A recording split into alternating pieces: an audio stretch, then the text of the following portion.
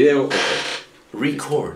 Sí, y la silla Mismo que tono. todo el mundo odia. Creo que es que lo tenía en algún MP3 o alguna mierda. Probablemente tenías algo en este. Entonces, bueno, señores, buenas tardes. Y para los escuchas, buenas noches. Buenas lo que sea. Buenas lo que sea. Buenas las tengan. Sí, sí. Tenemos invitado especial en la tarde de hoy. Again. El famoso Fer, ¿cierto? Por eso es que queríamos... Nunca supe qué pasó con el capítulo anterior. ¿Hubo una buena recepción o me odiaron? No, muy buena recepción. Los capítulos han sido muy buenos, muy buenos. Don Fer está invitado de nuevo. Don Mauricio. Se dice Don Alberto. Donald. Donald. ¿Tiene su merced editorial? Sí, pero quiero hacer algo primero. Es que... ¿Un brindis? No. Antes del brindis, quiero que nos tomemos... Una selfie en cámara, una inception de una selfie. Una inception, ok. No, es más maravilloso todavía. Una selfie multicámara. Porque es que podríamos. Sí, pues técnicamente sí. Al final la hacemos. Okay. Como tengamos el... Ok, me parece. La disposición. Pulso, como tengamos el pulso. Pero sí, porque queda... La selfie, está el video y está el audio. Entonces claro, me encanta la... Ustedes saben que me gusta mucho. Funciona el multiformato, sí. Y la metanarración. Aquello, la metanarrativa. Cuando estamos haciendo la introducción del tema desde ya, no puedo creer. Como cuando las revistas tenían el CD multimedia. Eso. O los cursos de idiomas. Ajá. Venían con el CD. También. Bueno, salud. Salud por estar los tres juntos otra vez. Hace rato no estábamos los tres. Sí.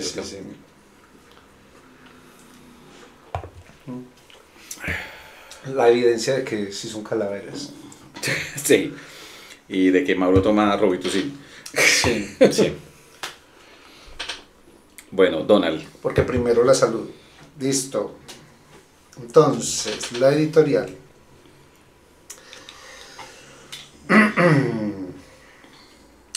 Desde que Thomas Alva Edison grabó Mary Had a Little Lamb en 1877, y no estoy hablando, por supuesto, de la canción de Steve Ray Vaughan, sino de la tradicional Nursery Rhyme, se abrió una posibilidad que antes no existía: tener un sonido capturado que podías reproducir a voluntad cada vez que quisieras. Algo similar ocurrió con la fotografía en 1824. Antes de eso, si te querías deleitar escuchando la suite de las 4 estaciones de Antonio Vivaldi, no tenías una opción distinta que esperar a que la interpretaran en tu teatro local, o aprender a tocarla y convencer a un amigo o un grupo de amigos a que montaran la obra, o tener mucho dinero para tener, ¿cierto? Para hacer mecenas de este grupo de personas. Ah, qué tiempos aquellos. El mecenazgo. ¿Cierto? Como lo extraño. Sí, total. Ahora no. Ahora podemos escuchar a Ian Gillan cantar Child in Time como cuando tenía 25 años. Porque esa es la voz que quedó registrada cuando tenía 25 años. Igual ahora tiene más de 80 y sigue siendo una voz privilegiada. Pero no estamos hablando de eso. El asunto es que los tiempos cambian y la tecnología permite cosas que a veces son ventajas y otras problemas. Por lo pronto, espero seguir teniendo la oportunidad de seguir escuchando a José Luis Rodríguez el Puma cantando Dueño de ti, dueño de qué, dueño de nada. Qué maravilla. Buena editorial, me gusta. Gracias. Hoy vamos a hablar de los formatos físicos, de alguna manera, tratando de englobar un poco el tema, ¿cierto? Como para tener una visión, pero en teoría pues vamos a hablar de la amplitud en frente a eso, pues a lo que es el disfrute de nuestra relación con los formatos. Sí, un poquito pues como frente a eso. Sí. Le damos la palabra que al invitado joven. Ustedes, creo que de los... Me encanta. Pero usted es el más joven. Usted es el más joven. Solo superado por Blue. Por eso me encanta. Sí. ¿Cuántos años humanos tiene Blue? No, Blue creo que está más o menos por mi edad.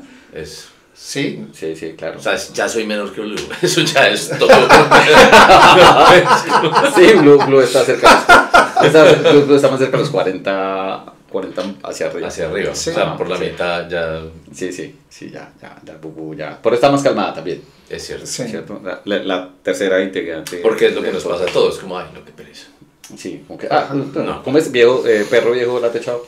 Obviamente. Así, básicamente. Al más joven, ¿cierto? Al más El que joven. tiene la colección de música física más grande de los tres. De los tres, ok, sí, es cierto.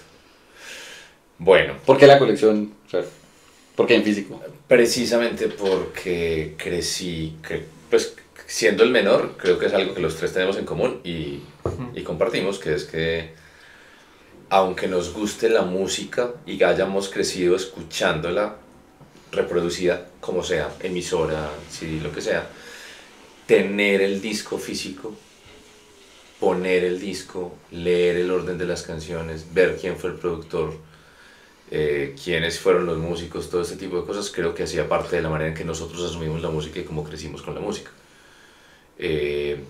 A nosotros nos tocó el paso a la digitalización y aún así seguimos consumiendo, El analógico. y bueno, iba a decir alcohol, pero obviamente También. el analógico también. Seguimos El teniendo esa alcohólico relación y el analógico. de la misma manera que los tres seguimos comprando libros. Claro, Aunque bueno, tengamos formatos digitales y lo que sea. Bueno, pero Entonces, venga, aquí hay una cosa. Yo llegué primero a, dentro del tema del acercamiento musical, en mi casa, al cassette. Sí, yo eso... No sé eso si era ustedes el primero fue principio. vinilo, porque en muchas casas el primer acercamiento de muchísima gente fue el vinilo. No, a mí me pasó con los dos y tengo una historia horrible de la que seguramente van a llorar. Ok. Lo siento, pero Menos mal hay whisky. necesitan un trago grande de whisky antes de que yo les diga esto. Ok. Mi papá es profesor de danza folclórica y tenía sus discos con los que hacía, digamos que él tenía sus vinilos que compraba y luego pasaba a cassettes como las canciones que necesitaba para los ensayos y para las presentaciones, ¿sí? Entonces su colección era sagrada, pues porque eran cosas difíciles de conseguir de folclore. Y un día entró a la casa y me encontró usando uno de sus vinilos como carro, o sea, literalmente puse el vinilo en el piso porque podía deslizarme con él por las baldosas del apartamento. ¿Cuántos años tenías? Tenía 3 años. Claramente no tengo... Claramente cabía ser un vinilo. Primero no tengo ningún recuerdo al respecto y segundo mi papá sí. Pero cabía ser un vinilo. Sí. Cabía en un vinilo. Sí. Pues ¿Qué podía sentarme en un vinilo y impulsarme. sí, sí, ¿y qué vinilo era? No, marica, pues no. O sea, tu papá no Creo te- que no él te lo ni va a siquiera recordar. no quiere acordar seguramente. No quiso mirar. No quiso mirar. Creo que simplemente O sea, sin en algún, mirar lo lado, botó. en algún lado por ahí lo voto, pero está el sobre vacío. No, el sobre no está en la casa porque esa colección hizo mucho, pues, o sea, la colección de la casa me la sabía de memoria, la de mi papá. Y Y no está- no hay obviamente- ningún sobre y no hay vacío. ningún sobre vacío, entonces claramente hizo la tarea del otro. Lo voto completo, pues, Sí. para que no doliera tanto verlo ahí. Obviamente. Qué triste. No, pero te voy a dar una calificación alta por creatividad. Es que A mí nunca se me había A mí- ocurrido. A mí me educaron y me pagan para improvisar. Y es algo que mi papá se encarga de echarme en cara cada tanto. Usted estudió para improvisar. Bien, bien. sí es complejo. Pero, a ver, Franco, ¿vos tuviste primero relación con qué? ¿Con cassettes? Pues sobre todo porque vos tenés hermanos mayores. Sí, exacto. Ah, sí, yo no tengo hermanos mayores, por ejemplo. Yo soy el mayor de mi casa entre los hermanos. Ajá. Entonces, Bueno, hay dos cosas. Yo creo que con todos. Lo primero que tuve, siendo yo muy niño, fue un cassette de Leodán que hacía poner una y otra vez Éxito, todos los hermoso. días. Sí, sí. amor platónico de mis tías. Ajá. Pues bueno, no. de tenía- variada tía. De variedad, tía. Tenían, creo que en la casa sí eran más los cassettes, pero sí empecé muy pronto a tener relación con los long plays, ¿cierto? No de la manera que nuestro amigo acá. Créeme, la nadie, No una relación tan cercana. nadie, sí, sí. Pero,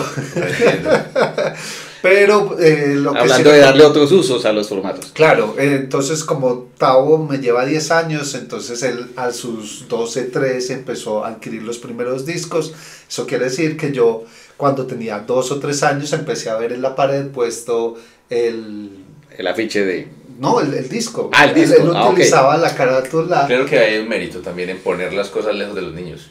Claro, Bastante. sí, es decorativo. Claro, sí, mi y papá igual seguro. papá primerizo. Pues, No lejos de los entiendo, gatos, pues. pero sí lejos de los niños. Sí, sí. Y bueno, recuerdo la carátula del Screaming for Vengeance de Judas Priest, por ejemplo, es uno de mis recuerdos más antiguos de infancia. Pero sí, siempre estuvo como ahí, siempre estuvo la música ahí. Sí, pues yo creo que yo me relacionaba con el cassette. Igual, el cassette era el formato creo que más práctico, ¿no? O sea, en relación, digamos, a lo que fue, era más sencillo, más económico tener grabadoras en todas las casas. Los radios que estaban con el cassette, pues era lo más como normal. Eso sí, las grabadoras gigantes, esas de como 16 baterías.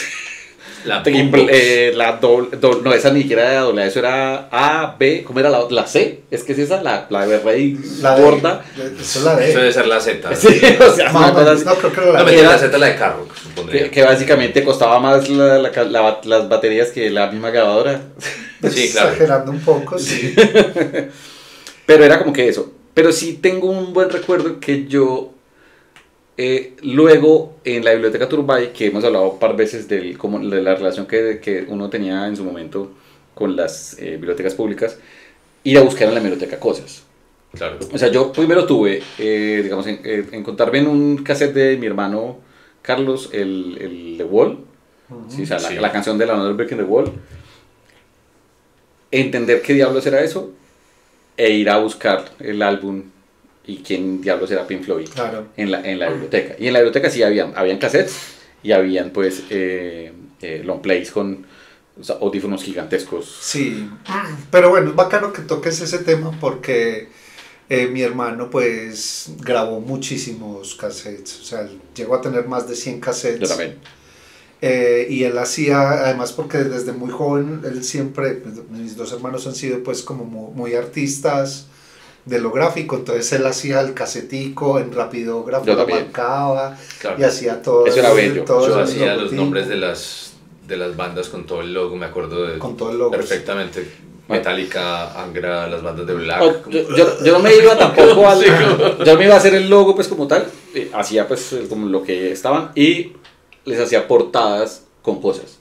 Entonces cogía, digamos, una revista de Dominical del Tiempo, y le recortaba y el cassette tenía esa portada. Yo con los o sea, no era una portada, pues forraba mis cuadernos, porque todos eran esos Norma amarillos. Yo los forraba de contact negro. Pero sí, es que había una relación de pertenencia muy bonita con eso, y con los mix que uno hacía grabando. Es la relación de pertenencia a la que me refiero. O sea, jugar a ese es lo que uno tenía, o sea, es mi colección, ¿cierto? Hay un tema por ese lado. Y la colección estaba un poco en lo que ahora se traslada en el Spotify con las listas, en algún momento que era, yo no necesariamente podía grabar todos los álbumes, ¿cierto? No podía tener necesariamente un álbum entero, pero sí podía con lo que estaba en la radio e iba grabando las canciones que rotaban y que uno podía pues como acceder a ellas. Por ejemplo, yo le aprendí un vicio a mi hermano, y es que él grababa de primero la canción que más le gustaba. Tiene todo el sentido del mundo. Y de ahí para allá. Y yo nunca lo hubiera hecho, seguramente, pero por mis neurosis, que son distintas, pues. Claro. Vos sí tratabas de grabar álbumes enteros. Enteros. Y una de las bendiciones grandes de la modernidad de la época, no de la actual, fueron los cassettes de 90. Oh, sí. Porque cabían los álbumes enteros de las bandas más viejitas, pues, claro. O sea, Beatles, punk, post-punk, lo que me gustaba más viejo, cabía en un solo lado. Claro, tú te podías meter perfectamente dos álbumes en un solo cassette. Exactamente, sí. Hasta Metallica. Que Metallica fue el que se tiró en la cuadrita. Sí, y muchos pues cuando empezaron, igual como siempre me ha gustado tanto el progresivo, como que mucha banda de progresivo tenía álbumes dobles o triples y es como, ¿cómo voy a hacer? Vamos a ver. Sí. Empiezan a pilotear la vaina. Pink Floyd. O sea, sí, claro, exacto, sí. Pero muchos de los que me gustaban, los de jazz también normalmente cabían por un solo lado. Ajá. Pero bueno, ese es un tema. ¿Cómo era? Es tan importante el formato que el formato definió en muchas partes en la duración de unas canciones. Y lo que se estableció como la duración comercial de las canciones. Sí. ¿No fue así? ¿Quién fue el que hizo eso? ¿Fue con jazz o con el comienzo del rock? No, es el pop en general. O sea, si pensamos primero en de dónde vienen los sencillos, que los sencillos es lo que tienes que tener a mano en la emisora, porque tú estás poniendo discos, necesitas no pelear con los finales de las canciones. Claro. Los sencillos, por cómo funcionaban las revoluciones, duraban máximo 3 minutos por lado. Entonces ese era el formato pop. ¿Y qué era lo que se podía grabar? Es lo que se puede grabar en un lado de un sencillo. En un lado de ese tamaño, pues. De ese tamaño, sí, exacto. Y ese era el el de 12 pulgadas. El pequeño. El pequeño. ¿7? No sé, sí. Yo soy muy malo con las pulgadas, perdón, esa gente que mide con el... con el sistema... Sí, esa gente que mide cuántos perros de largo tiene este apartamento, ¿no? Hacen cualquier cosa con tal de no medir en sistema decimal. No, sistema métrico. Caben 10 ballenas. Sí, no.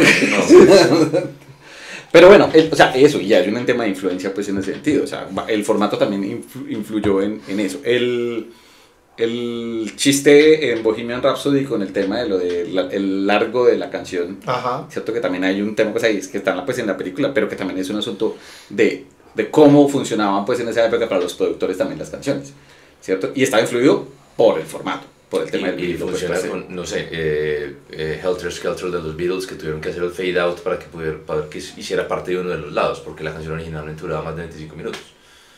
Como, claro. Pues, o sea, no. Claro. Y bueno, que por ejemplo Emerson, Lake and Palmer, más por hacer la broma que cualquier otra cosa, pues tienen una canción de 30 minutos, entonces tú escuchas los primeros 7 minutos por el lado A, volteas el disco y escuchas el resto de la canción. Como entonces esto es el primer movimiento, no, fue lo que cupo. Entonces, sí. Que bueno, ahí me vuelco hacia el otro lado, que era lo que planteaba Mauro en el editorial de, hombre, que no pudimos escuchar dentro de lo que tenía realmente su autor en la cabeza, porque no existía el formato de grabación. Que alguna vez hemos hablado del tema de qué tan rockstar tenía que ser Tchaikovsky para decir, bueno, aquí van los cañones, ¿cierto? O sea, ¿cómo debería haber sido eso en vivo, pues? Sí. Bueno. Eso me acuerda de una cosa que antes de que se me olvide el dato coctelero, y es por qué los CDs duran lo que duran. ¿Cuántos que duran? ¿77 minutos? Algo así, sí. ¿Así? Más o menos. ¿Qué dura un CD? ¿Qué dura eso? La novena de Beethoven. ¿La novena? O sea, literalmente cuando se hizo... sí, todos los movimientos de la novena. Cuando sí, claro. se hizo el diseño, el man les dijo, yo necesito que en un CD me quepa esto completo.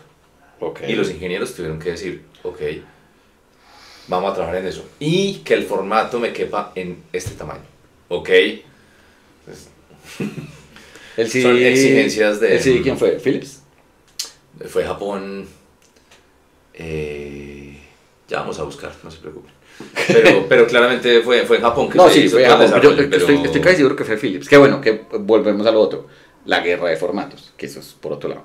Claro. Pero el tema es, ¿qué cosas se perdieron por no tener formatos? Por no poder fue Philips, pero con Sony. Eso es lo sí, que, sí hubo un tema que fue más o menos también lo que pasó con Nintendo y Sony, eventualmente con lo de el Nintendo que iba a tener CD y luego Nintendo dijo que no y se volvió el 64 y entonces ñoñeces de otras cosas. ¿Sega en CD? No, pero sí, me parece bacano, o sea...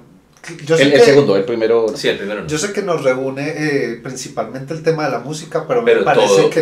Es que es un tema de formato. La cultura popular gira en torno del formato. Claro, estamos hablando de libros, películas, música, videojuegos, lo que sea, es en torno al formato. Porque que ves en una sala de reproducción o que puedes tener en la casa. ¿Por qué ganó VHS frente a Beta? Por el porno. Sí, porque de hecho el Beta era mejor. El Beta era mejor, sí. Pero el VHS, la industria porno lo decidió pues como que era más barato los equipos y hacer grabaciones mucho más sencillas y se fue con eso. Voy a decir algo con conocimiento de causa lateral como daño colateral. Por eso es que Apple está quedado en muchas cosas, aunque todo el mundo piense que está a la vanguardia. Apple tiene una política muy estricta contra el entretenimiento para adultos. Entonces no hay aplicaciones, no hay conexiones, no pueden conectar los juguetes, hay 1000 cosas que funcionan con Android y no con Apple, porque Apple dice, ay no, eso no se puede. Y lo que hablábamos hace poco, es la impulsión de tecnologías está en la industria militar y en el porno. Así. El sexo y la violencia, sex and violence dirían los punkeros. Sí. Me parece muy, sí. muy paradójico que la marca de la manzana mordida la marca, pero ellos han sido cualquier cosa menos el pecado, pero bueno, para esclavizar a alguien. Sí, lo del CD es bueno, y vamos a esto. Ahorita hay un tema de un volver a la frente marchita. No, también al vinilo, ¿cierto? Sí. Mucho, pues, inclusive antes, o sea, es muy raro, es un volver al, ¿cómo era que se llama esa pseudo tribu de los 2000? que eran de todas. Los que tendían al tema de todo lo melancolía, los hipsters. O sea, es un poco... la segunda oleada de los hipsters, no los hipsters de los 30 y 40. No, la segunda oleada de los hipsters. Pues que es un poco eso, o sea, era una vuelta a la melancolía. Obviamente era un tema más snob por este lado. En este hay un tema de melomanía, pues, por otro. Sí, claro. Un tema de colección, pues, que nunca va a dejar. O sea, la gente que ha coleccionado LPs los colecciona desde hace mucho tiempo. Toda la vida. No con y nunca ha dejado de hacerlo, y ahí tengo otras cosas. ¿Cierto? Entonces, como por ese lado. Que hubo un tiempo... Nota mental. Porque digamos que hay un paréntesis, ¿cierto? Porque a veces entonces ya no tenía... Se nos dañó el torno en la mesa, palabra que odio con todo. ¿Por qué odias el torno en la mesa? Porque es una mala traducción, es como decir ciencia ficción. No es tornamesa. Sí, odia tanto ciencia ficción, o sea, me mira con tanto desdén cuando digo ciencia ficción. Sí, es verdad. Ficción científica. Ficción científica. Sí, inventada por Mary Shelley, que está de moda otra vez. Pues, sí, porque volvemos al tema. Esto no es ciencia ficción. ¿Por qué? Y entonces uno lo desarrolla, es como, pero es que debería ser más científico el término. Sí, es que está mal traducido. Está mal traducido. Bueno, ok, pues los vinilos. Que cuando... Se le dañaba a uno el tornamesa. Sí, entonces, la cosa esa, ¿cierto? La mesa que gira. La mesa torno. ¿Cuál era el otro nombre en español? Tocadiscos. Tocadiscos, que en realidad es el nombre que más se debería utilizar. Sí, sí está bien. Sí, o sea, es que el turntable es... Turntable, me acuerdo de Adele, de cuenta del turning tables y me da mal genio. Ok. Ahora que para hablar de tocadiscos, el señor acá... Desde su infancia realmente... Fue literalmente el tocadiscos. Sí, el sientadiscos. O sea, tocó los discos como nadie los había tocado antes. Sí. Literalmente. Bueno, hubo un paréntesis. Se tuvo un paréntesis, ya los discos dejaron de ser fáciles de adquirir. Pero entonces teníamos nuestros discos ahí guardados, esperándonos, mirándonos. Claro, y que eso, o sea, no era fácil adquirir tocadiscos. Se volvieron también un poco... se dejaron de producir mucho, o sea, se volvió mucho de nicho. Yo pues, me acuerdo de estar en el éxito del poblado para ir a visitar a mi abuela, que vivía lejos, porque el poblado era lejos de mi casa. Pero entonces entrábamos antes a comprarle alguna cosa para llevarle a la casa y pasábamos por la sección de discos y estaban los discos de Nirvana en vinilo. Y era como, mi madre, uno, ¿por qué no tiene plata para esto? Yo recuerdo... Yo lo adolescente. Yo lo tengo de la época, el Nevermind. Pero es heredado de mi hermano Tavo, claro, que él lo compró en su época. Sí, además porque mi hermano era el único, básicamente el único metalero al que le gustaba Nirvana. Pero era es que muy extraño. Sí, yo recuerdo una cosa particular de haber visto en alguno de esos programas musicales colombianos, en el que cuando venía algún artista a hacer, algún músico a hacer concierto, no necesariamente pues obviamente de rock, sino de muchas cosas, lo llevaban y encontraban en Bogotá los vinilos. Sí, y claro, ellos eran como, o sea, esto no lo encuentro en ningún otro lado. O sea, había cosas que todavía se pensaban acá en Colombia, que era particular. Pero no siempre acá en Japón. No. En Japón pensaban un montón de cosas. La gran mayoría de los álbumes que nosotros recordamos de nuestra infancia no se pensaban en Colombia, se pensaban en Venezuela. En Venezuela. Mejor todavía. Porque Venezuela era el primer mundo de Sudamérica. Sí, claro. Sí, por encima de, amándolos mucho, Argentina, porque allá sí ha habido plata. Y de Chile, que también los queremos mucho. Que los queremos mucho, pero es otra cosa, no es cierto. Nadie tenía la plata que tenía Venezuela en esa época. Pero había una melancolía grande con el tema del vinilo, y bueno, el vinilo genera ciertas cosas, creo que en últimas, aquí me corregirán sus mercedes, que son los músicos y que tienen mejor oído, el vinilo no es el mejor formato a nivel musical. No, pues es un formato que está dado más por la melancolía. Y de eso podemos hablar ahorita. Suena muy bien, pero hay otras cuestiones. Claro, inclusive el tema de decir, bueno, es que suena el mecánico y qué rico, pero eso no es lo que suena la grabación. O sea, así no fue que lo grabaron. No, eso es parte del encanto, pero ese no es el punto. Pero así no funciona pues como el asunto. De hecho, ya que lo mencionas, ni siquiera en la actualidad podemos decir que cuando escuches una grabación así digital con los mejores equipos y todo eso no es lo que suena en realidad. Así no suenan los instrumentos. Así no suenan los instrumentos, así no suenan las voces de los cantantes. El productor intencionalmente crea el álbum de manera que te ofrezca un producto que sonoramente o sónicamente, o bueno, pues sea lo que tenga una cosa interesante para que tú lo reproduzcas en tu casa. Pero la banda en vivo siempre va a sonar completamente distinto, los instrumentos suenan distintos, o sea, es... Que bueno, en ese sentido, y lo hablábamos en un par de capítulos pasados, cuando hablamos de lo de los álbumes favoritos, que fue muy particular, que pues escogimos un álbum en vivo de la banda del otro. Ok. Entonces a mí me gustan los álbumes en vivo de algunas a mí también, bandas, a mí me encantan los álbumes en vivo, y era justamente eso. O sea, los vinilos que yo tengo generalmente son en vivo, pues me gusta mucho pues como esa grabación. No, sí, el de madrugada. El de madrugada está en vivo. O sea, vamos a yo ponerlo tengo ahorita, en de vivo. hecho, porque no lo escucho hace meses. El de madrugada que tengo es en vivo, que inclusive es una cosa pues brutal, pues el álbum en vivo. Sí. Pero sabemos, o sea, el asunto no está ahí. ¿Cuál sería el más cercano? ¿El CD sería el más cercano al esquema de grabación? El CD es el más fiel en ese formato sentido. Perfecto a la fidelidad saliendo de estudio. Sí, o sea, al estudio. No a la banda, pero crea, al estudio. Lo que el productor crea se ve reflejado en un CD. A lo que el productor y la banda grabaron en su momento. Ya sea que la banda haya influido en menor o menor medida, pues eso es. O sea, pero es que el tema es el siguiente. Los micrófonos, por muy buenos micrófonos que sean, no captan la totalidad de las frecuencias. Sí. Y las máquinas que reproducen el sonido tampoco reproducen la totalidad de las frecuencias. Exactamente. Entonces, estamos en un loop. Ajá. Pero en ese sentido, sí, el CD sí fue, digamos, es el más calidad fiel a lo que se grabó en el estudio. Exacto. A lo que es lo más fiel. No, ¿cómo sonó la banda? Ese no es el punto. Lo que el productor quiso capturar está en el CD. Eso, es lo más fiel. O en Tidal Hi-Fi. Bueno, y ahí nos vamos para lo otro. Entonces, está por un lado el tema de tenerlo, ¿cierto? Y luego viene, bueno, el intermedio fue el minidisc. Yo tuve minidisc. El minidisc suena increíble, pero bueno, hay una cosa que nos deriva. A ver, hay 3 tipos generales, o posiblemente 4, de reproducción a partir del formato. El 100% mecánico a partir del fonógrafo. Ajá, sí.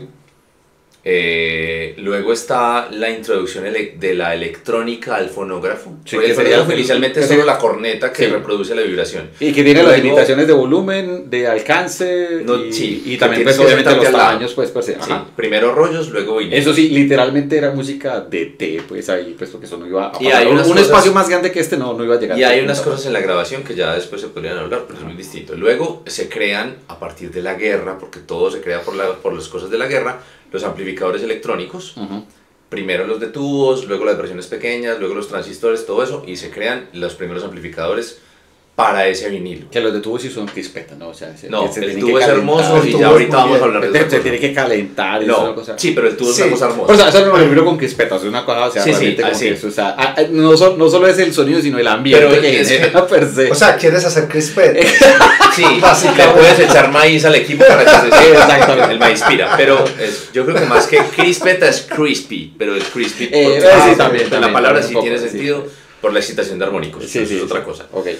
Luego viene la cinta, que es ya el formato, ya no estamos hablando de un medio físico donde la aguja vibra, es electromagnético, sino pues, electromagnético, exacto. Entonces ya no está, ya todo de ahí para adelante vale tener electricidad, pero ya estamos hablando de formato electromagnético. El electromagnético es el cassette. Sí, pero los cassettes que hablaban siempre mucho eran los que tenían el plata, era...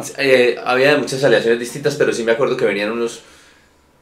el cromado. Que habían unas cosas con aleaciones distintas. Y que de plata, o sea, los hombres lobo no podían escuchar así los cassettes. Podría ser una pregunta, pero bueno.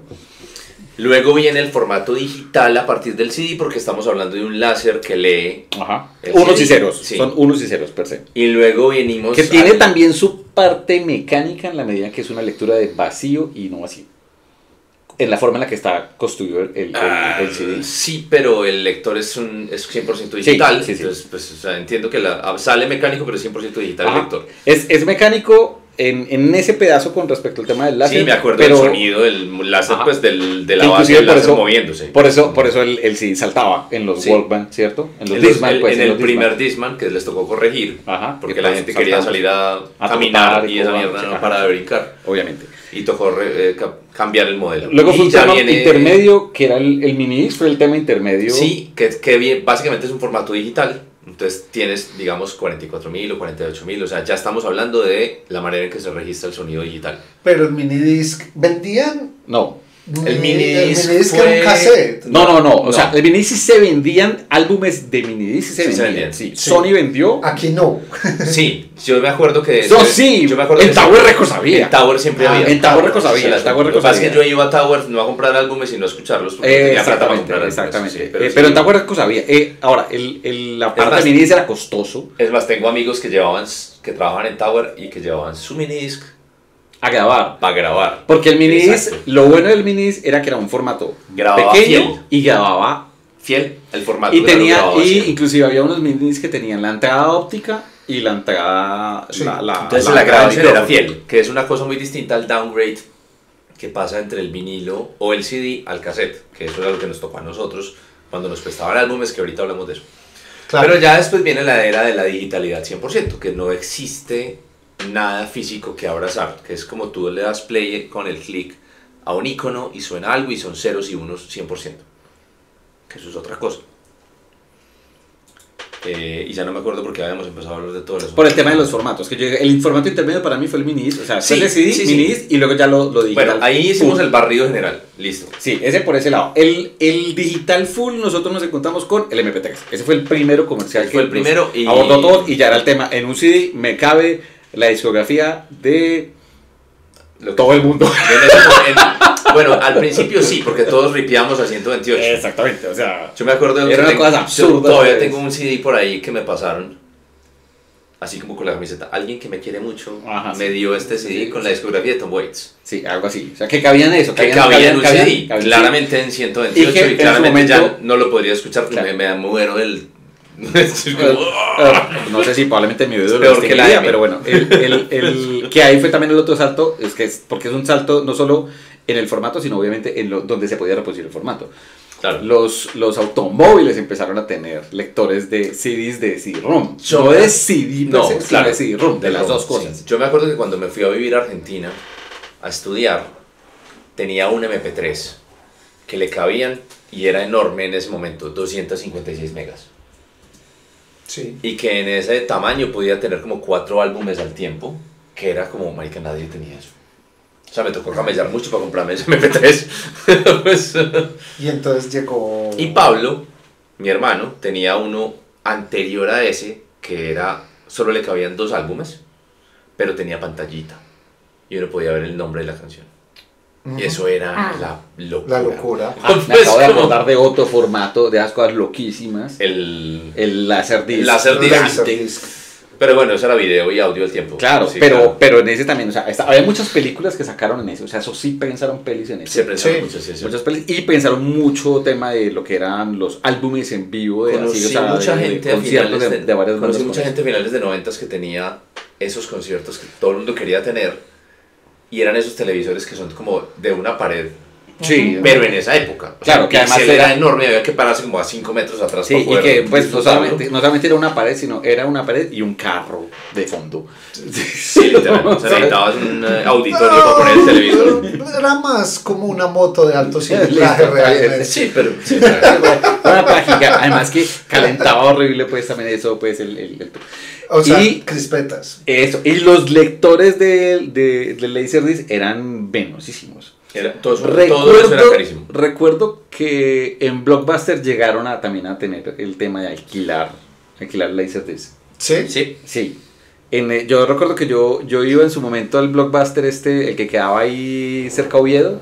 Blockbuster, que ahora es un Farmatodo. Sí. Que inclusive y aquí hay un Hard Rock también, ¿no? Antes de que no era al frente. Bueno, era al frente. Era al frente. Ah, ok, sabe. Pero antes aquí el famoso era Betatonio. Y en cada barrio había un alquiladero de... Y eso era bello. O sea, ir a alquilar películas. Eso era un éxito. Era un parche entre la selección de amigos de ir a escoger. Y equivocarse. Sí, eso, y escoger las cosas. Y ahí es cuando lo que hablábamos. No, cuando salían las cosas como que uno iba a ir a alquilar Depredador y entonces ya estaba alquilada, pero entonces estaba... el asesino de la jungla y era la película que era un mock completo de Depredador, ¿cierto? Entonces veía uno una serie Z que eran bellísimas. Es cierto. Sí, yo alquilaba era en Beta Video Río Claro, número 6, sí. Era el de la villa. O sea, habían 5 antes. Sí, que era el de La Villa. Y La Villa, es que vos hizo vos de el lado. Sí, hizo mucha resistencia, como, o sea, pasó a estar al otro lado de la 80 y después ya era un localcito así chiquitico. Aguantaron lo que aguantó. Que además luego, al final después muchos de esos sitios terminaron vendiendo los DVDs. Claro, piratas. y sabes que lo más divertido, que después, mucho tiempo después me enteré que el que le pirateaba las películas a ese señor era amigo mío, era Mauro García, era el que le yo no sé si era necesario todo queda en familia, todo queda en familia, pero no, obviamente sí, eso ya prescribió. Sí, eso ya. Vamos a ver eso claro. Sí, qué bueno, Mauro García ya no está en este plano. Así que buena suerte con eso. Vamos a esto. Cuando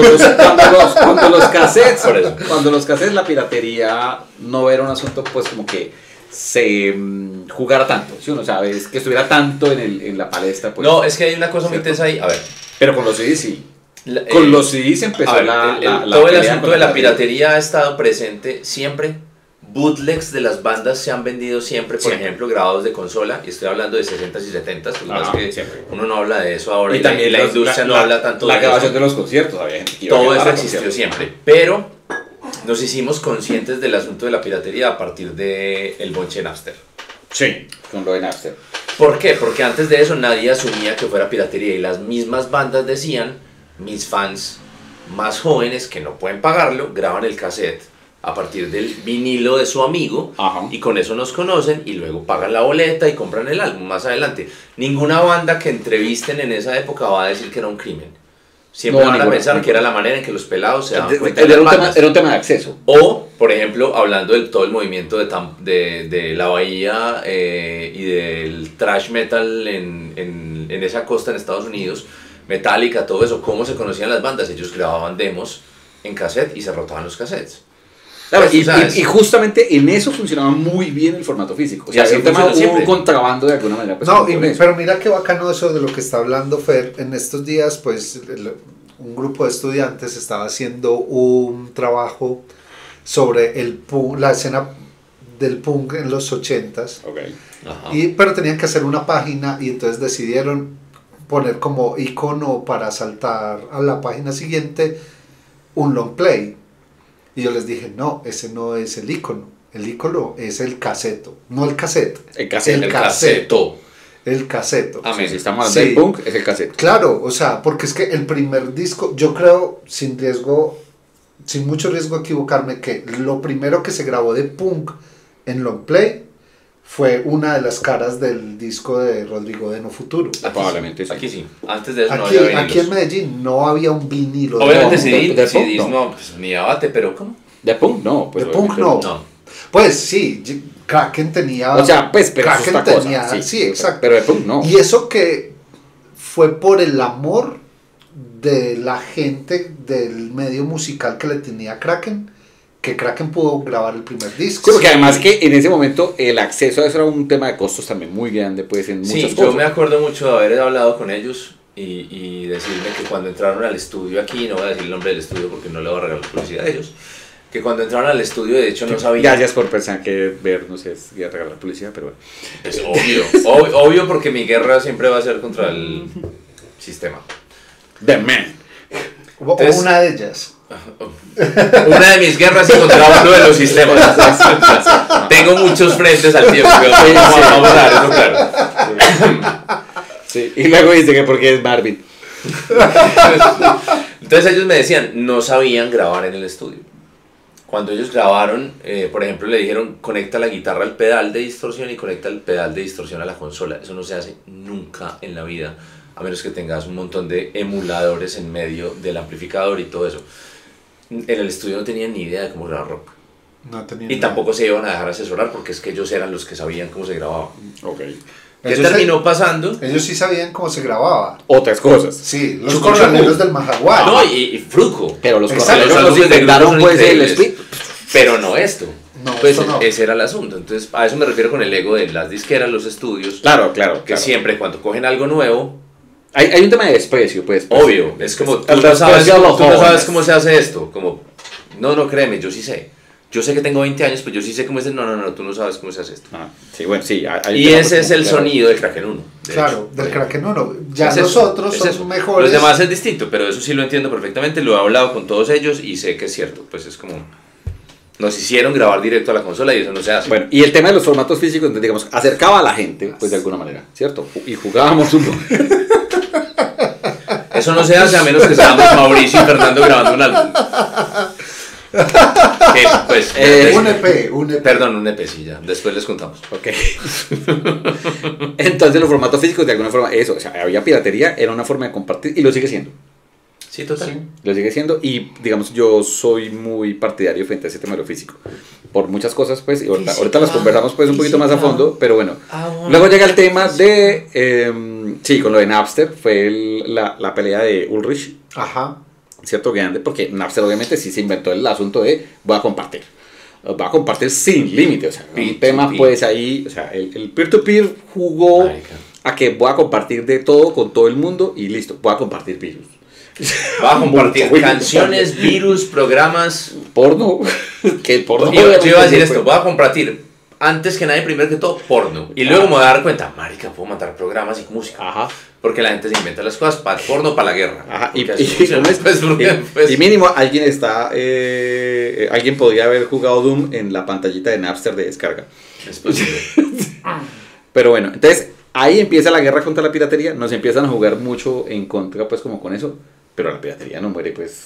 No, y también hay una cosa y es que los últimos que se enteraron siempre de los cambios en la humanidad cuando hablamos de música fueron las disqueras. Ellos siempre llegaban tarde a todo. ¿Por qué? Todo. Y esto lo dice Sound of Music de Porcupine Tree. Ese man que está en el escritorio firmando los contratos para que tu música como adolescente salga al aire, tiene 60 años y no tiene ni idea de lo que le importa al adolescente. Ajá. Entonces son los últimos que se enteraban de todo. Cuando Napster pasó y las disqueras se dieron cuenta, todos teníamos las discografías que queríamos, obviamente. Ajá. Aunque nos hubiéramos demorado no sé cuántas noches de PM gratis dando internet en Medellín, porque pues... no me levanté el teléfono. Exacto, no me dañé, porque me acuerdo que así me bajé muchas cosas de Cradle of Filth que eran inconseguibles en ese momento. Sí, yo me bajé todo lo de Queen. Entonces en su momento así. Cuando empieza todo el tira y afloje con eso, ya el asunto lleva mucho tiempo.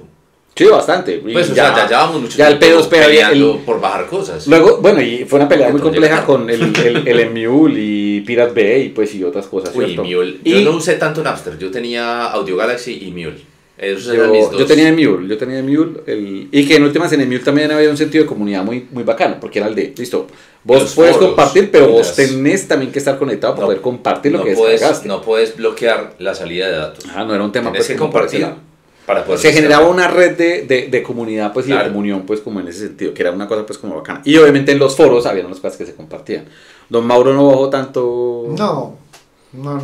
Yo le pedí a alguien el favor de que me bajara cosas muy específicas. Optimistic Prime. No tiene que ver con eso. Tiene que ver con que él nunca bajó un virus. O sea, vos, pues, sí, que también eso no... Oh, maldita sea, Limeware. Sí, no. Uy, no, el roto. Pero vos sí tuviste MP3. Sí, claro. O sea, tú no tuviste resistencia, porque sí sabemos que hay gente que tiene resistencia. No, yo tuve MP3, yo tuve... hay gente que no hizo ese salto. Sí. Que se paró en el asunto de lo analógico. Y tuve el Discman para escuchar discos llenos de MP3. Yo no tuve Discman. Yo nunca tuve Discman, pero puedo decir algo al respecto. Yo tuve mini disc, pero no tuve Hablemos de No, mi papá... Pero por doño. Mi papá como bailarín. Sí. Fue a representar a Colombia en unas vainas en las Antillas. Y allá, a finales de los 80s, se encontró con una nueva maravilla. Un reproductor de CDs. Entonces, claro... ¿La bandeja? No. Era una cosa muy extraña. Era como... Hace de cuenta un Discman con steroids cuadrado y que pesaba 10 veces un Discman, pero realmente era realmente como una unidad pequeña, como un rack pequeño para poner encima el equipo de sonido. Sí, era como lo que en este momento sería una unidad externa. Exactamente, era eso. Y fue la unidad en la casa muchos años. Y en la casa había 2 CDs, que fueron los que él pudo traer de allá de las Antillas con el reproductor, que eran una playlist de salsa, o sea, como un mix de salsa y un mix de merengue. Sabroso. Entonces era muy extraño porque la gente iba a la casa a ver esa cosa extraña que había en la casa, porque es como, ¿qué es eso? CDs y todo el mundo como, pero eso... Ay, tan raro. Ay, se acabó, volteemos. Sí, ay, no, es como, no. Es que, ay, ¿cuánto dura ese vinilo? Es como, o sea, es muy extraño. Y claro, a medida fueron, digamos, los primeros 3 años. Literal, o sea, nosotros nos preguntábamos abriendo la tapita como, ¿y esto para dónde se pone? Como no, pues, o sea, entonces a mi papá siempre ha sido un tipo supremamente lógico e inteligente. Era como, no, esto no tiene aguja, esto tiene un láser abajo. Entonces, yo no creo que por el lado que está impresa la imagen, esto reproduzca. Lo bueno que el CD no se dañaba, no se lo ponía al revés. No pasaba nada, no sonaba nada. No sonaba nada. No era un niño sentado en vinilo. No era el primo que alguna vez intentó meter un cassette al revés y empujar. No, eso no me pasó a mí, claramente. Sí, yo no tuve minis, pero yo no tuve primos así. Pero bueno, yo recuerdo que en la casa había un equipo agua. Sí, con la bandeja de 3 CDs. Nosotros lo tenemos todavía. Pero tenía el reproductor encima. Y el primer CD que llegó a mi casa fue el de Jerry Rivera de Con cara de niño. Yo creo que al lado. Problema de hombre. Al lado del tiple, del bambuco, no sé, ¿qué más podemos reclamar como cosas chauvinistas que definen a Colombia? ¿La cumbia? La cumbia. Sí, bandola, tiple. Sí. Exacto. Además de todo eso, haber tenido un equipo agua en la casa. Ah, sí, no, pero parte del patrimonio. Y que era el tema de, o sea, era los 2 cassettes. Las ¿cierto? 2 caseteras. El ecualizador. Había un ecualizador. El radio. El de mi casa. La bandeja de CDs y el tornamesa. Yo puedo decir que el de mi casa tenía. Y el tocadiscos. Eso, por favor. Tenía 2 ecualizadores. Porque era una estéreo. Entonces no era porque fueran 1000 bandas. No, era que podías ecualizar distinto cada baffle se podía ecualizar. Yo era el tipo más feliz. Yo probé con 2000 ecualizaciones. Busqué libros en bibliotecas. Yo soy ese man. Me alegra. Busqué qué pasa si pones los medios excitados en un parlante y en el otro los cortas. Me alegra que haya quedado en vídeo y que vaya a sonar en audio. Que Fer dijo, yo era el hombre más feliz. Claramente. Nunca antes visto. ¿Saben cuál es el enorme problema? Crecí. Claramente. Pero miren lo bonito que de alguna forma era eso. Y obvio, pues los CDs se compartían, los CDs se rayaban. Pues sí, era difícil rayarlos, pero se rayaban. Pues se compartían los casetos, los CDs se compartían y uno podía grabar el cassette del CD. Ah, bueno, ese era un tema. Grabar el cassette, tocadiscos también. Pero ese era un tema que puso sobre la mesa ahorita Fer con la promesa del más adelante. Sí, del desarrollar. Y es que, claro, si tú tenías suerte, podías grabar el cassette del long play. Sí, del álbum entero. Sí, porque pero después el otro grababa el cassette del cassette. Así, claro. Y luego el cassette del cassette. Claro. Sí, no, habían degradaciones pues y eso, ¿cierto? Hay una cosa que hay que dejar clara aquí. A ver, porque quiero ser como... Hago un paréntesis. Un saludo a Víctor que tiene mi colección de cassettes de aquella época. Uy. Ok. Vito. El Vito. Que cuando venga aquí a Medellín lo invitaremos al podcast. Noso referente Brasil. El asunto con la grabación de la grabación es supremamente importante porque es que uno no entiende que el hish, ese ruidito de piso, es supremamente importante en todas las grabaciones. Y cada vez aumenta, ¿no? Incluso en las digitales. Las grabaciones digitales actuales tienen una cosa que se llama Dithering, que es un ruido de piso que elimina los cortes digitales cuando el sonido se va del todo y vuelve a aparecer. Pero en los formatos analógicos eso no era necesario porque siempre estaba. Ahora, siempre está cogiendo todo. Nuestras caseteras... No, era un tema del medio como tal. Es el medio. O sea, cuando tú pasas la aguja por el surco, hay un hish. Está reproduciendo la música, pero está reproduciendo ruido. El huevo frito del vinilo. Ese. O el ruidito de fondo del cassette. O la crispeta, lo que... Ese es el hish. Eso es el hish. Sí. Okay. Y ese es el interés digital. Pero la crispeta aparece... Es el brinquito en el cassette. Es distinto. Suena distinto, pero es el más o menos un poco... Pero es un ruido. Es la representación auditiva de que estás usando un medio físico. Ok. Es así. Y cada uno tiene un sonido. Básicamente es el distinto. pasar de la página. Es exactamente eso. Sí. Que ahorita deberíamos recalar un momentico al asunto de los libros y al formato físico para ese lado. Pero entonces, el cassette no fue diseñado. A los 50 minutos. No, es que todo. María, tenemos 11 minutos, un montón. Esta será el capítulo de hora y media, como la otra vez. Vuelve y juega, es que no pueden invitar a Fer. No, o puede ser... 2 partes. Podemos hacer 2 partes. Sí, puede ser, pero bueno, sigamos. Para que pasemos al formato físico de las otras cosas. Ajá. Bueno, entonces el punto es, cuando los cassettes se inventaron, no se inventaron para reproducir música. Se inventaron para hacer... Para grabar voz. Se inventaron para grabar voz. Voz y originalmente era una cuestión de grabar confesiones, digamos, entrevistas, ese tipo de cosas. O sea, era otro formato de guerra. Estamos hablando de otra cosa completamente distinta. Te voy a poner un ejemplo que te va a encantar. Las cintas se le inventaron para que cuando el padre Carras llegara a entrevistar a Reagan, ¿cierto? Dijera, tengo que mandar evidencia a la curia, entonces voy a grabar esto. Para eso se inventaron el cassette, para eso. No para literalmente. Y bueno, me encanta porque yo sé que esto Rodrigo no lo va a escuchar. Saludos a Rodrigo, pero ¿por qué no lo va a escuchar? Odia, no mentira, sí obviamente le va a mandar el link.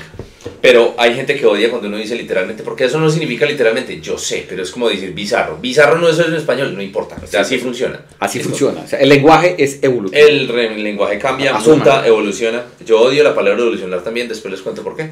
Pero digamos que muta. Eso, muta. No, yo prefiero decir que el lenguaje es una herramienta de la gente y la gente es bruta.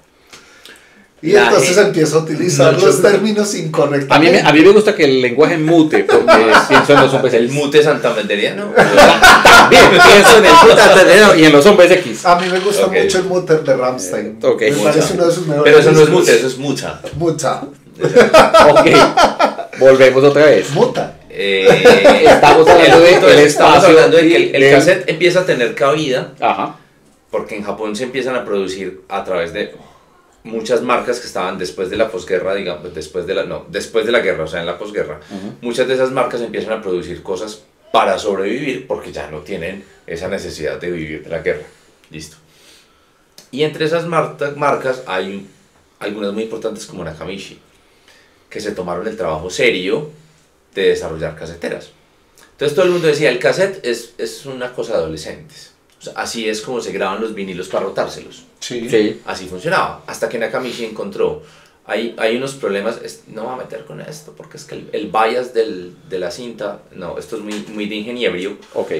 Pero el punto es, el cassette no fue diseñado para la música. Y hay problemas con las frecuencias y hay problemas con la velocidad de reproducción. Recuerden que la cinta es más grande de un lado que del otro. Sí. Y eso necesito hacer un pausa, muchachos. Normalmente la tarea aquí es tratar de no evidenciar la pega, pero me veo obligado a hacer esto. Bueno, entonces nos estabas hablando del Nakatomi. ¡Qué buena fiesta en Navidad! Sí. Estábamos hablando de Nabucodonosor. Lo peor es que no estamos ni cerca de estar borrachos. O sea, estamos cagados de la risa. Yo sí. Ya. Bueno, Pero tengo que decir dos cosas antes de que se me vaya. Cuando Mauro estaba haciendo la editorial, habló de Mary Had a Little Lamb. Sí. Y dijo no la de Stevie Ray Vaughan. Sí. Yo iba a decir asterisco, nota al pie. Mary Had a Little Lamb es un blues de 8 compases que no empieza en el primer grado sino en el cuarto. Tengo que decir esto, porque alguien lo va a entender. Listo. Sí. O sea, realmente yo soy el menos ñoño después de aquí de los 4. Soy el menos ñoño. No, tú no eres el menos ñoño. No, es otra ñoñera distinta. Lo que pasa es que es otra ñoñera. Cuando empecemos a hablar de otras cosas va a salir el Alex. Bueno, el punto es, estamos hablando de Nakamichi. japoneses. Yo toqué esa canción con una banda. Sí, yo también, por eso Pero me acordé. afortunadamente yo era el baterista. Ok, ya sé por qué no te acordaste de eso ya. Nakamichi. Nakamichi decidió que podía explotar el asunto del formato del cassette. El formato del cassette ya se usaba. A todos nos ha pasado que sabemos que un cassette puede sonar muy bien o muy mal de muchas, y uno no siempre se explica por qué. Yo estaba diciendo ahorita que es que el bias, que es que la velocidad de reproducción, que es que el hecho de que el tambor a un lado tenga más cinta que en el otro cambia la velocidad. Me hiciste acordar que con los casetos que uno tenía de mix había canciones que sonaban bellísimas y de repente la que seguía sonaba en el orto. Eso tiene que ver con eso. Primero, la calidad de la cinta. Segundo, la calidad del cabezal con el que se está grabando la cinta. Eso son un montón de cosas. Que generalmente no era muy bueno pues cuando grabábamos. No, pero para nosotros ni siquiera es un tema de que fuera muy bueno o muy malo, sino que se gastan. No, igual los equipos técnicos que nosotros tenemos acceso en su momento. Y nuestra generación tuvo acceso posiblemente a los mejores cassettes de la historia. Ajá. Sí, que eso ya es otra diferencia. Pero cuando eso estaba pasando, la empresa Nakamichi se dedicó a decir, esto tiene que ser usable. Y encontraron... ¡Qué japonés! Obvio, pues, en fin, use me. Entonces encontraron la manera de hallar la manera de que se pudiera representar en la cinta, porque yo no sé si a ustedes les ha pasado, pasa con algunos cabezales que cuando escuchas el lado A hay algo del lado B que se escucha al fondo. No todo el mundo lo nota. Parce, no me da el oído hasta allá. No, pero pasa en los equipos más viejos. Uno se da cuenta en los equipos. Lo que pasa es que estamos acostumbrados a esos Aiwa de los 90 que realmente eran muy buenos. Aquí necesito hacer una interrupción. Que era, perdón, Mauro, perdón. Sí. Que era muy charro que el Aiwa de nosotros fueron equipos muy buenos, pero cuando Sony lo compra, lo vuelve la marca mala, barata. Sí. Eso pasa con casi todas las marcas. Todo lo que se acuerden de que hizo parte de Pioneer, en algún momento fue mucho más grande de Pioneer, y luego Pioneer lo absorbió y se lo cagó, porque eran expertos en eso. Es como funcionan las marcas. Listo. ¿Tuviste cassette original de algo? Sí, el Master of Puppets de Metallica. Ok, tú. Soda Stereo. Ok. Los remixes. Y el Pantera, el Vulgar Display Power. Ese me lo gané en una rifa. Y una recopilación de los Beatles. Qué lindo, qué lindo. Fueron mis dos primeros cassettes originales. Me los regaló mi papá en un cumpleaños, creo que el 11 o el 12, algo así. Qué lindo. No, yo lo que tuve fue el 30 años de éxitos de Los Toreros Muertos. Como lo bello, amo. muy bello. Ya están aquí Los Toreros Muertos. Sí. Que hasta más o menos 1994 para mí era lo único que valía la pena de escuchar del rock en español. Pero después me encontré con una fase avanzada de Soda Stereo y después apareció Caifanes correctamente, porque Caifanes aquí fue extraño, como la forma en la que, o sea, como que nos presentaron La Negra Tomasa. Exacto, y después se nos olvidaron de Caifanes. A mí las y luego llegó el de las Nervio. disqueras no me gustan. O sea, aquí fue La Negra Tomasa, se olvidaron de Caifanes y luego llegó el Nervio del Volcán. Exacto. O sea, todo el silencio. Exacto. Y el silencio es un albumzote. O sea. Entonces, listo, ese fue mi primero. ¿Recuerdan cuál fue su primer long play? El de Wall. Y se me perdió en un trasteo. Bueno, esto es supremamente... Se te perdió en un trasteo. Esto es... Y puede haber sido una confesión. Esto es supremamente importante. Yo no sé si ustedes están preparados para esto. Dilo. Obviamente en la casa había muchos vinilos. Ajá. Y estoy hablando de que había mucho folclore, mucha música clásica, mucha música griega. Ok. Eso me interesa. Y pues, la época de los 90 que se había mucho Mercedes Sosa, porque pues que obviamente crecí escuchando protesta. La Pachamama. No hay nota.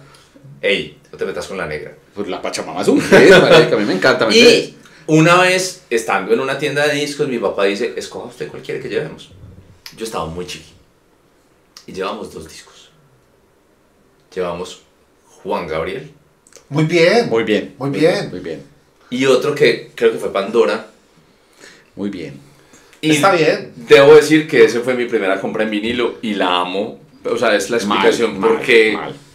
Muy bien. Está muy bien, está muy bien. Muy bien. Aparte estamos en época de que tienen que ver el documental de Juanga porque no hay un personaje más bonito. Bien. Yo creo estaba que muy chico. ¿Y cuál fue el primer CD que tuviste? El primer CD que tuve fue un CD pirata, y esto es interesante. Eso sí es difícil. No, o sea, no es tan difícil. Era un CD pirata de Jimi Hendrix. Es difícil, Mauro. Pero no era el momento no era fácil quemar un disco. No, pero es que el pirata es lo siguiente. Los discos oficiales de Jimi Hendrix son... De hecho, los 60 que tenemos en cuenta, exacto, sí, claro. Sí. Ajá. Pero lo que pasa es que Jimi Hendrix, como realmente la gran parte de su carrera fue los conciertos, sí. Entonces todo el mundo quedó... los bootlegs que yo te decía. Exactamente. Sí, claro, sí, okay. Entonces, de hecho fue muy charro porque en el disco que yo tenía de Jimi Hendrix, a Jimi Hendrix se le olvidó la letra. Amo. Eso es lo que hace que un disco valga la pena. Sí, eso es lo que hace que un concierto valga la pena. Y entonces terminó cantando otra vez la primera estrofa de Purple Haze. Como en el concierto de Black Sabbath, cuando Ozzy no sabía cómo entrar, cuando estábamos en Bogotá, y todos lo miraron como... Y él dice que... y les tocó volver la vuelta otra vez. Hace poquito estaba hablando de hecho con Nico. La canción dura 8 minutos, porque no puede durar 8:20. Estaba hablando con Nico que cuando coleccionamos discos no hay nada más divertido que tener un disco mal prensado. O sea, este vino con 2 etiquetas mal puestas, marica, ese disco vale mucho más. Sí, los errores para los coleccionistas, físico, juegan con eso. Como digamos en el tema de ya, los coleccionistas de juguetes, los bootlegs son una cosa. O sea, los bootlegs en juguete son una cosa súper preciada. Por ejemplo, precisamente porque la gente no los cuidaba, o sea, los volvían mierda. Entonces conseguir uno es muy difícil. Conseguir uno sin abrir. Voy a conectar 2 cosas aquí. Uno de los primeros long plays que tuve fue el A Night at the Races de Queen. Sí. Tan raro. ¿Nos sorprende? No nos sorprende. Y tiene una particularidad, y es que, bueno, es venezolano. Es venezolano, era de Rodben. Sí. Y...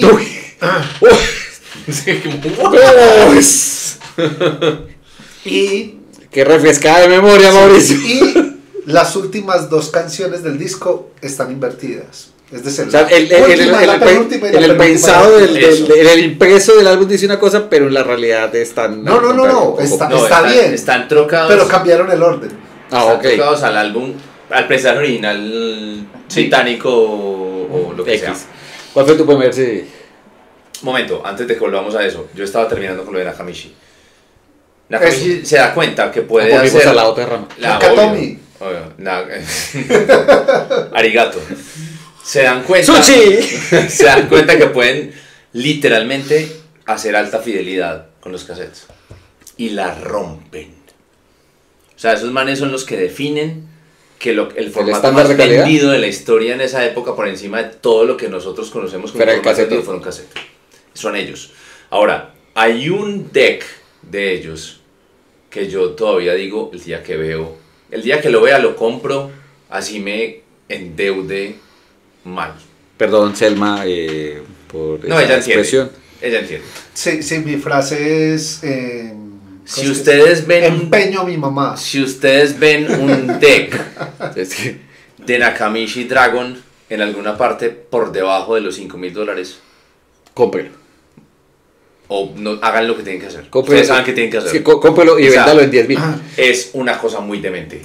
O sea, ellos entendieron que se puede hacer cosas. Eso o lo escriben en los comentarios para que preferiblemente o sea, lo estoy viendo en este momento. ¿Qué hacemos? Yo rompa la vitrina y nos vemos en la esquina. ¿Cómo vamos ahí? Bueno, pues aquí para terminar este pedazo del episodio, seguiremos en el tope continuo. Este trozo. Sonó tan mal, Mauricio. Todo mal. El primer CD. El primer CD que tuve, aparte de los 2 que les conté ahorita, de la colección de merengues y la colección de salsas. Sí. O sea, primer CD tuyo. Sí, a eso voy. Después de eso, de esos 2 CDs, Bangkokia.